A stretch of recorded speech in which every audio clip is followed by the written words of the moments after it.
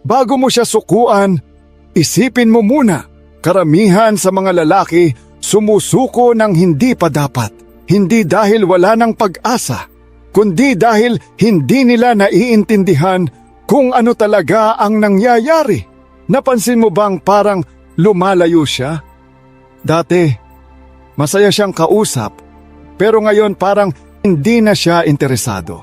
Hindi na siya kasing lambing, hindi na siya mabilis mag-reply, at hindi na siya masyadong nag-e-effort para makasama ka. Parang unti-unti siyang nawawala sa buhay mo. Dito nagkakamali ang maraming lalaki. Ang unang iniisip nila, may iba na ba siya? O hindi na ba niya ako gusto? Dahil sa takot na tuluyan siyang mawala, nagsisimula silang maghabol. Mas lalo silang nagpapakita ng feelings, nagbibigay ng sobrang atensyon at ginagawa ang lahat para bumalik siya. Pero imbes na bumalik, mas lalo lang siyang lumalayo.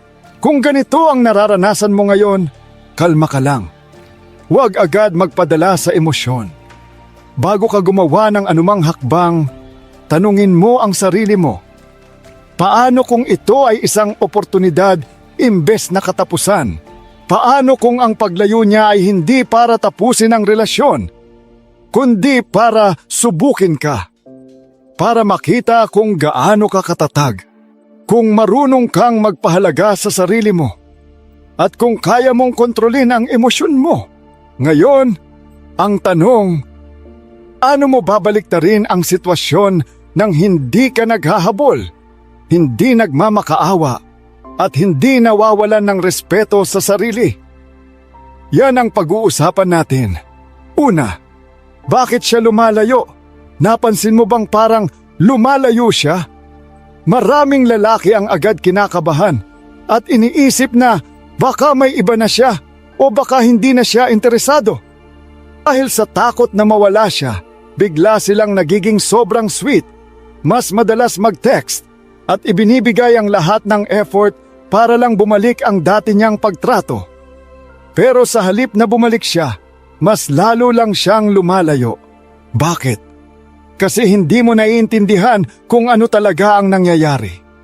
Hindi nawawala ang feelings ng babae ng biglaan. Hindi siya basta gigising isang araw at magpapasyang hindi ka na niya gusto. Ang totoo, dahan-dahan itong nangyayari.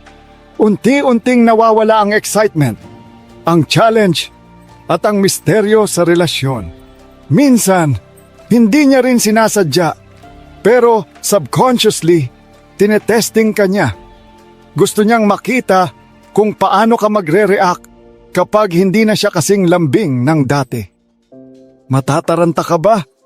Maghahabol ka ba? O mananatili kang kalmado at kumpiyansa sa sarili mo? At dito nagkakamali ang maraming lalaki. Imbes na hayaan siyang bumalik ng kusa, lalo silang nagpupumilit. Mas madalas mag-text, mas maraming tawag, at minsan, halos magmakaawa na. Ang problema, imbes na bumalik ang dating init, mas nawawalan siya ng interes at respeto. Bakit? Dahil kapag sobrang available ang isang bagay, hindi na ito pinapahalagahan. Ano ang tamang gawin? Huwag maghabol. Huwag magmakaawa. Matuto kang pahalagahan ang sarili mo. Pangalawa, ang silent test na hindi mo napapansin. Napansin mo bang bigla siyang lumamig o parang hindi na kasing sweet ng dati? Hindi niya ito laging sinasadya, pero madalas isa itong silent test. Paraan niya para makita kung paano ka magre-react kapag hindi na siya ganoon ka-attentive sa'yo. Ano ang gusto niyang malaman? Malakas ba ang kontrol mo sa emosyon? Kapag lumayo siya, mananatili ka bang kalmado o magpapanik ka? May iba ka bang options o siya lang? Kapag naramdaman niyang siya lang ang mundo mo, baka lalo siyang mawalan ng interes. Mananatili ka bang matatag o maghahabol ka? Gusto niyang makita kung confident ka sa sarili mo o kung madali kang madala ng emosyon. Dito madalas nagkakamali ang maraming lalaki. Sa halip na manatiling chill, nagdo-double text sila, agad nag-aalala at pilit ibinabalik ang dating closeness. Kapag hindi siya nag-reply agad, magpapadala ulit ng message. Kapag nag-iba ang kilos niya, agad magtatanong ng, "Okay ka lang ba? May problema ba tayo?" At kapag nakansela ang date, mabilis mag-aalok ng bagong schedule. Ang problema, lalong bumababa ang atraksyon dahil pinapakita mong kontrolado ka ng emosyon mo. Paano mo mapapasa ang test na ito? Huwag maghabol. Kapag lumayo siya, huwag mong pilitin. Huwag mag-react agad. Huwag padalos-dalos sa pagte-text o pagpapakita ng sobrang concern. Panatilihin ang respeto sa sarili. Kapag kalmado ka at hindi siya hinahabol, mas lalo kang nagiging valuable sa kanya. Ang pinakamalakas mong sagot sa test na ito, katahimikan at kumpiyansa sa sarili. Pangatlo, ang lakas ng distansya at pagtitimpi. Maraming lalaki ang nagkakamali sa pag-aakala na mas mamahalin sila ng isang babae pag lagi silang nandyan, laging available, at palaging nagpapakita ng effort. Pero ang hindi nila alam ay ito, mas naa-attract ang babae sa pagkawala mo kaysa sa palagi kang nandyan. Kapag palagi kang present, madaling maabot at laging nauuna sa kanya, nawawalan siya ng interes. Bakit? Kasi wala na siyang kailangang gawin para makuha ang atensyon mo. Alam niyang kahit anong mangyari, andyan ka lang. At kapag alam niyang hindi ka mawawala, doon siya nagsisimulang mawalan ng excitement at challenge. Pero paano kung hindi ka na kasing dali maabot? Dito nagsisimula siyang magtaka. Bakit hindi siya nagre-react? Bakit hindi siya nag-message? May iba na ba siyang pinagkakaabalahan? Kahit wala kang ginagawa, nagsisimula na siyang mag-isip tungkol sa iyo. Paano mo ito magagamit ng tama? Huwag siyang i-text agad. Kung hindi siya nagparamdam, huwag mo siyang unahan. Huwag mag-like sa post niya. Huwag ipakita na nakatutok ka pa rin sa kanya. Unahin ang sarili at layunin sa buhay. Gamitin ang oras mo para sa mas mahalagang bagay kaysa sa paghihintay sa kanya.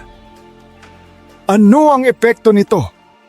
Nagsisimula siyang magtaka kung nawala na ang interes mo at doon niya mararamdaman ang pagkawala mo. Kapag napansin niyang hindi ka na kasing available tulad ng dati, mas lalo kanyang maaalala at mapapansin ang halaga mo. Pang-apat, ano ang dapat gawin kapag siya ay lumalayo? Kapag napansin mong lumalayo siya, ano ang unang gagawin mo? Maraming lalaki ang agad na nag-aalala at sinusubukang ayusin ang sitwasyon. Minsan, nagpapakita sila ng sobrang daming emosyon. Paulit-ulit na sinasabi kung gaano nila kamahal ang babae o kaya bumabawi sa sobrang sweet na paraan. Niisip nila na kung gagawin nila ito, babalik ang dating lambing ng babae. Pero ang totoo, mas lalo siyang lalayo. Kapag nag-overreact ka at nagpakita ng sobrang pag-aalala, pinapakita mong hindi mo kaya ang distansya. Pinapakita mong ikaw ang mas nangangailangan at dahil dito, parang nawawala ang halaga mo sa paningin niya. Ano ang tamang gawin? I-match ang energy niya.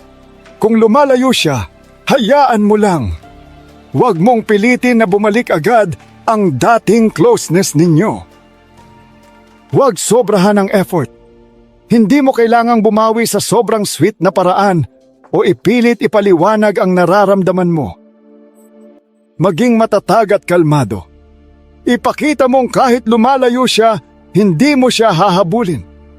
May sarili kang buhay at hindi mo kailangang umasa lang sa kanya para maging masaya. Ano ang magiging epekto nito kapag nakita niyang hindi ka nag-aalala at hindi mo siya hinahabol? Magtataka siya. Magsisimula siyang mag-isip, bakit hindi siya nag-react tulad ng ibang lalaki?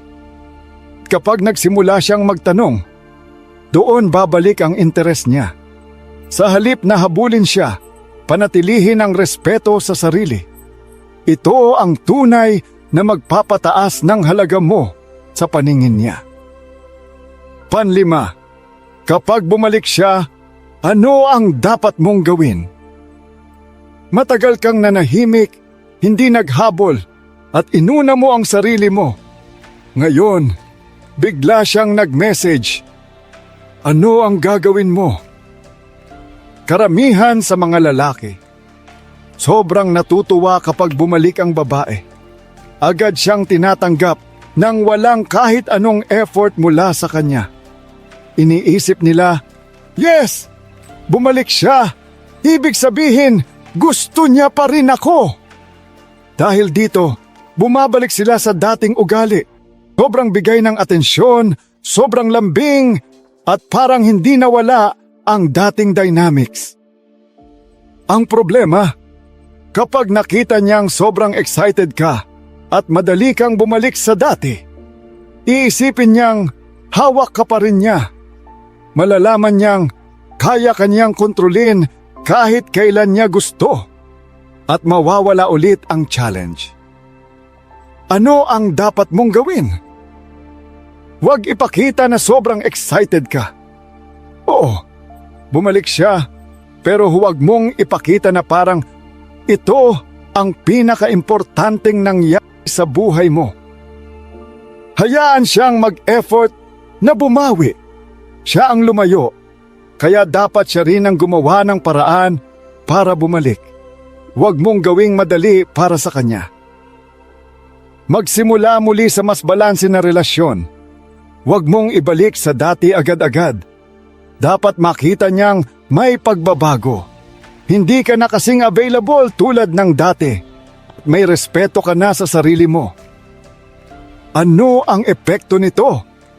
Kapag nakita niyang hindi mo siya agad tinanggap ng walang effort, mas rerespetuhin ka niya. Mararamdaman niyang hindi ka madaling kontrolin at hindi ka basta-basta maghahabol. At kapag mas mataas ang respeto niya sa iyo, mas magiging totoo ang nararamdaman niya. Tandaan, kung talagang gusto kanyang balikan, siya mismo ang magpapakita ng effort para patunayan ito. Pang-anim, paano kung hindi na siya bumalik? Ginawa mo na ang tama. Hindi ka naghabol, hindi ka nagmakaawa, at inuna mo ang sarili mo, pero lumipas ang panahon at hindi siya bumalik. Ano na ang susunod mong gagawin? Una sa lahat, tanggapin mo ang katotohanan. Hindi lahat ng babae babalik. At ayos lang yon. Maraming lalaki ang nagkakamali dahil iniisip nila na dapat may closure. O dapat bumalik ang babae para lang masabing panalo sila. Pero ang totoo, ang tunay na panalo ay kapag natutunan mong bitawan ang hindi talaga para sa'yo. Anong ibig sabihin nito? Kung hindi siya bumalik, ibig sabihin hindi siya ang tamang babae para sa'yo. Hindi mo kailangang habulin ang isang taong hindi sigurado sa'yo. Hindi mo dapat gustuhin ang isang babaeng nananatili lang dahil hinahabol mo siya. Mas piliin mo ang isang babaeng kusang pinipili kang makasama. Ano ang tamang mindset? Mas mabuti ang babaeng nananatili dahil pinapahalagahan ka niya, hindi dahil natatakot siyang mawala ka. Kapag natutunan mong tanggapin ang pagkawala niya nang hindi nawawala ang respeto mo sa sarili, doon mo mararamdaman ang tunay mong halaga bilang lalaki. Hindi ito nakadepende sa kung bumalik siya o hindi, kundi sa paninindigan mo para sa sarili mo. Sa halip na mag-focus sa pagkawala niya, ituon mo ang oras at lakas mo sa pagpapabuti ng sarili mo. Dahil ang lalaking hindi natatakot maiwan ay ang lalaking tunay na mahirap palitan. Pampito, ang lakas ng katahimikan. Maraming lalaki ang iniisip na kailangan nilang magpaliwanag, makipagtalo o gumawa ng paraan para maayos ang sitwasyon. Kapag lumalayo ang babae, agad silang gumagawa ng hakbang para habulin ito at ibalik ang dating samahan.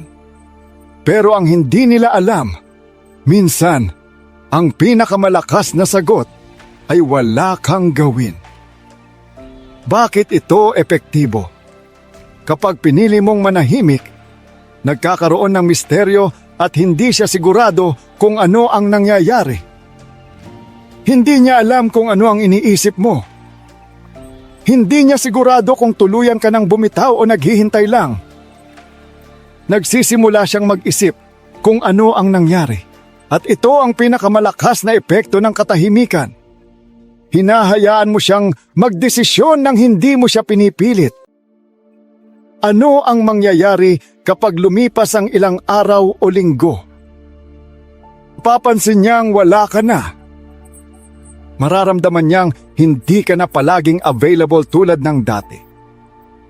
At kapag naramdaman niya ang pagkawala mo, doon mo malalaman kung talagang mahalaga ka sa kanya.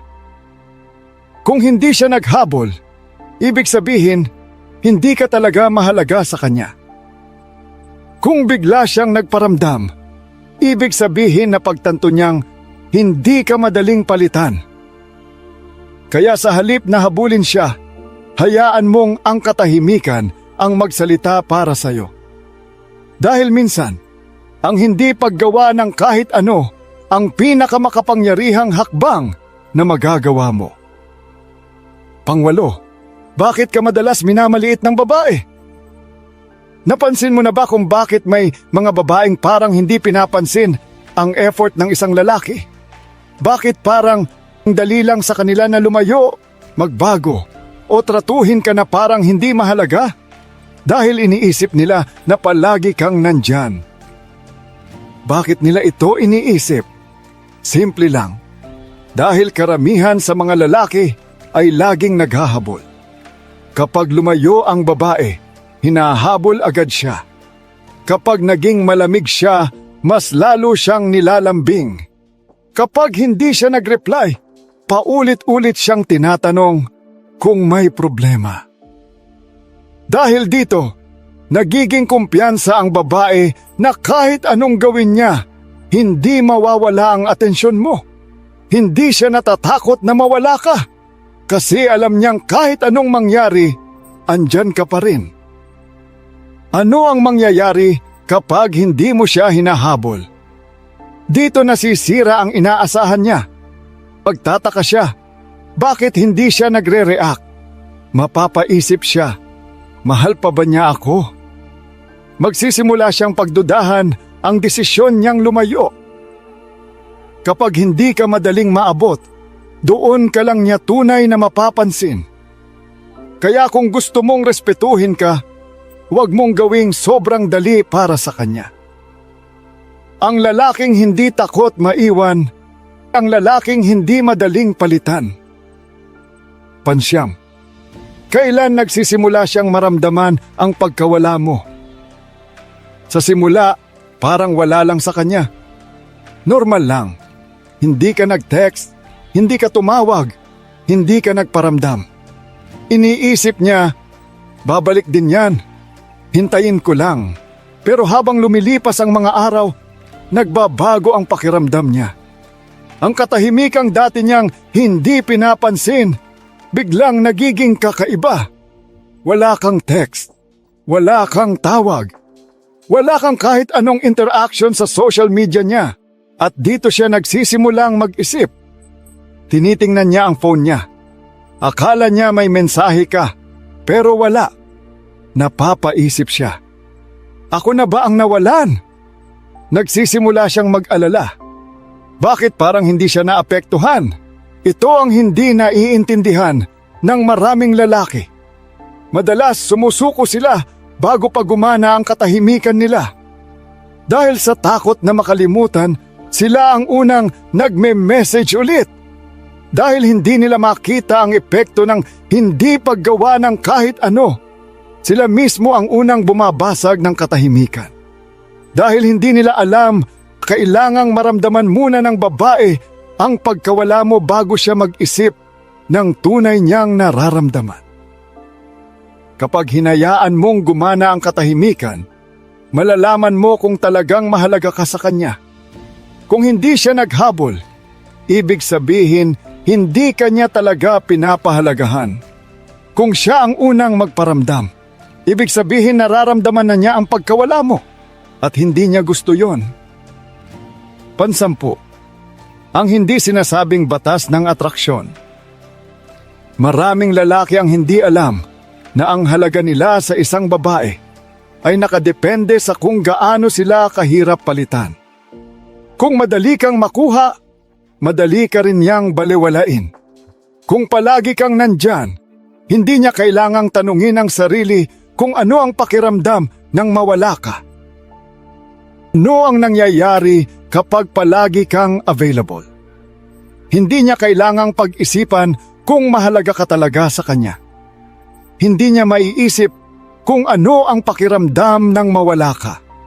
Hindi niya mararamdaman ang takot na mawala ka. Dahil alam niyang hindi ka mawawala, nagiging kampante siya.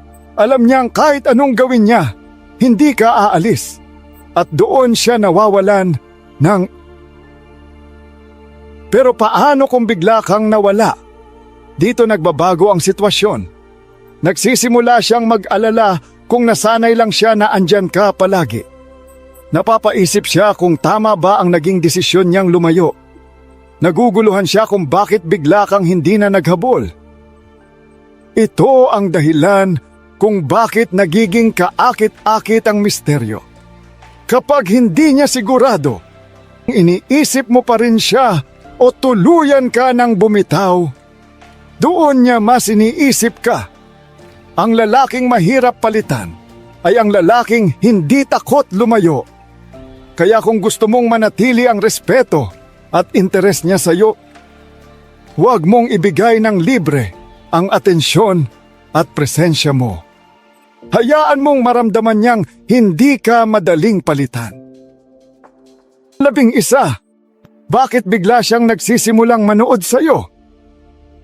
Kapag tumigil ka sa paghabol at nanahimik, biglang nagbabago ang kilos niya. Sa halip na balewalain ka, unti-unti kanyang sisilipin. Kapag hindi ka na nagpaparamdam, ano ang ginagawa niya? Tinitingnan niya kung online ka. Pinapansin niya kung active ka pero hindi mo siya tinetext. Inusuri niya ang social media mo. Baka nagpo-post ka. Baka may ibang babae na nagko-comment sa'yo. Binabalikan niya ang lumang messages niyo. Iniisip niya kung may nasabi ba siyang mali o may hindi siya napansin noon. Bakit niya ito ginagawa? Gusto niyang malaman kung nawala na ang interes mo. Dati, palagi kang andyan, pero ngayon, tahimik ka na. Hindi niya maintindihan kung bakit hindi ka na nagre-react tulad ng dati. Hindi niya matanggap na hindi mo siya hinahabol.